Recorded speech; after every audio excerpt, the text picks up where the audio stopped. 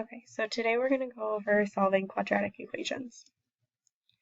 First thing is, again, we want to make sure we know our background. So a quadratic equation's general form is going to be ax squared plus bx plus c equals 0. We always want to have that equals 0. We want to know how to factor our quadratic equations. If we forgot, let's go ahead and go back to slideshow from last week. We're going to go over that one. And then we want to know our quadratic equation. Don't worry if you don't know this yet. That's what we're going to be covering later. Step 1 is going to make sure that our equation is in the general form for a quadratic equation. So we have ax squared plus bx plus c equals 0, right? So if we look at a couple of examples here, this doesn't have our equals 0, so we're going to go ahead and subtract our 6x and our 13 over to the other side until we get x squared minus 6x minus 13 equals 0. We're going to do the same thing for this other one. Because we don't have an equals 0 here, we go ahead and subtract that 14 over. When we subtract our 14 over, we have our equals 0, and we have our a plus b plus c. Now we want to try and factor that side with the x. If it factors, we're going to go ahead and follow the steps for when it factors, and if it's prime, we have a different set of steps. So let's say first that it factored. So once we have it factored, we want to set each part of the factorization equal to 0.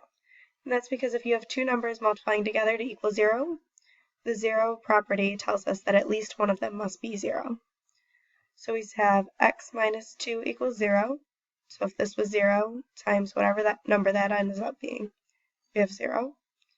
And x plus 3 equals 0. So we're saying that if this was equal to 0, regardless of whatever that number ended up being, our equation still works because that equals 0. Our next step for that would be to go ahead and just solve for x for both parts. So here we would add over 2 and we'd get x equals 2. Here we would subtract over 3 and we get x minus 3.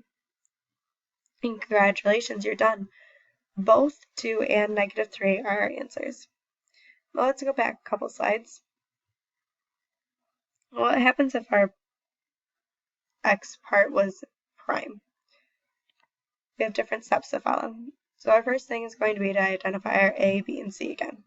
So our a is 1, our b is 6, and our c is negative 13 here. Make sure you always take the sign in front of it. So because this was minus 13, our c was negative.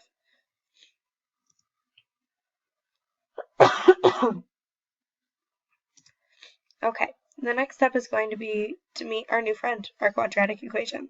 We're going to go over him a little bit more in class, and you guys are going to have a project to help you memorize this. However, our quadratic equation is negative b plus or minus the square root of b squared minus 4ac, and it's all of that over 2a. Now this plus and minus might be something new for you guys. What it means is that we have to go through both operations to get our answer.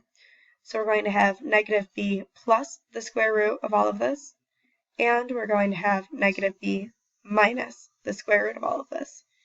We're going to go through that process separately, and those two separate processes will give us our two different answers. So our step 5 is going to be to go ahead and just plug in our a, b, and c into our quadratic equation. So if we took our a, b, and c from earlier and plugged them in, we end up with this. Sorry, glitching out.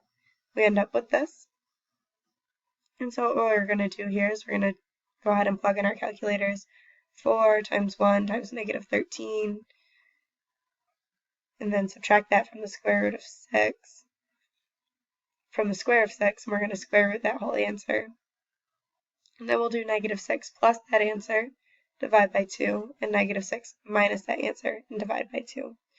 When we do the plus, we're going to get our 1.96. When we do our minus, we're going to get our 7.69.